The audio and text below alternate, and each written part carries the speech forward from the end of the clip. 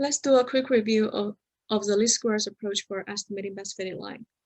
In the one variable regression, there is only one independent variable in the regression.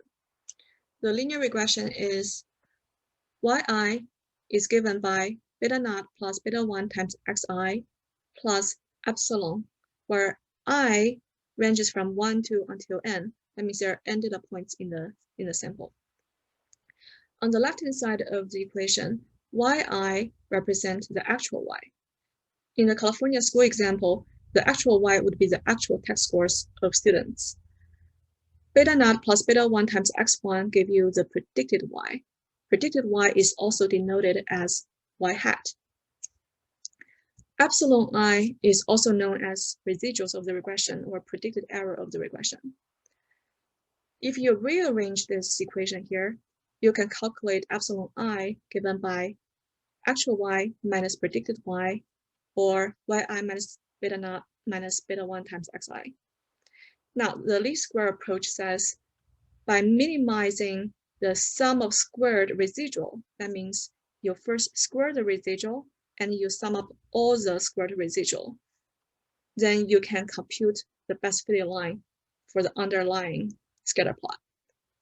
Now, imagine your data sample is distributed like this. The scatter plot between x and y looks like this. And then if you fit a line on this scatter plot, let's see, there are, I chose 4 representative data points, A, B, C, D. Now, for data B, the actual y for B is right here, but the predicted B for predicted y for B is here.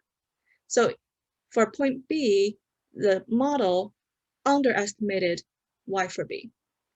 Now for point C, now the point C is located underneath the best fitting line. The actual y for C is right here, but the predicted C is right here. So for point C, the model overestimated the y for point C. However, for point A and for point D, there's no predicted error because the line fit right through them. Now, if you can compute what is the squared predicted error for each one of them and sum them all up, the best fitting line is a line that minimizes the sum of squared residual or minimize SSR for this underlying scatter plot.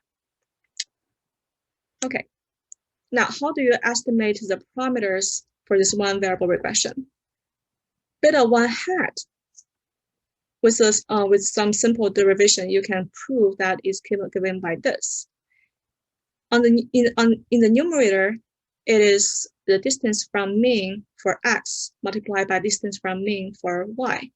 If you sum up the dot product between x and y, you have the numerator.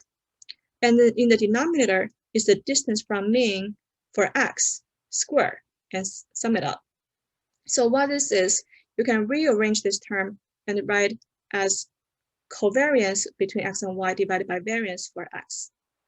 Now, the variance between x and y can be denoted using s sub xy. And the variance for x can be denoted using s sub x squared.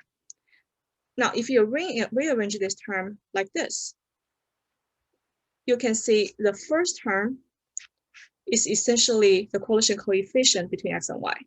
That's the covariance between x and y divided by standard deviation, the product of standard deviation between x and y. That's the correlation coefficient between x and y. And then multiplied by standard deviation of y divided by standard deviation of x. So this is the formula for estimating beta 1 hat.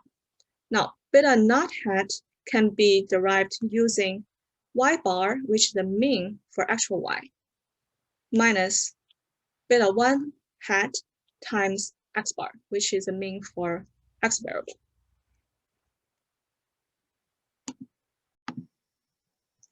Now back to the California schools example. If you fit a best fitting line on the scatter plot between test scores and STR, which is a proxy for the classroom size, the line will look like this. The estimated intercept is 698.93, and the estimated slope, or beta 1, is negative 2.28. Now let's pause this video and try question 1 in the in-class exercise problems. For the California schools example, since we have estimated the parameters of the one variable regression, we can now plug the numbers back into the regression model. The model will look like this. So the model gives us the predicted test scores of any school is given by 698.93 minus 2.28 times the STR variable of that school. For instance, if we know the STR variable for any school, like for Alum Rock Union Elementary, STR equals to 21. If we plug 21 back into the forecast, the estimated model, then we can predict the test score for that school. The predicted test score for Alum Rock Union Elementary is estimated as 651.05. However, the actual average test score for the school is 630. So you see there's a prediction error between the predicted score and the actual score. And the difference between the actual score and the predicted score is called the regression residual. Now, let's pause this video and try question 2 and question 3 in the in-class exercise problems. If you plot the test score y, the y variable, and the regression residuals, you'll get a plot here. The plot shows that there exists a strong positive linear correlation between test scores and the OS residuals of the model, suggesting that the residuals contain important information that can be used to explain the test scores. In other words, this one variable regression left important information in the regression residuals that are unexplained in the model. In the wage example, we use education, which is a proxy for the years of education for workers, to predict wage. The estimated model is given here. For someone with 16 years of education or a college grad, the predicted wage is $7.74.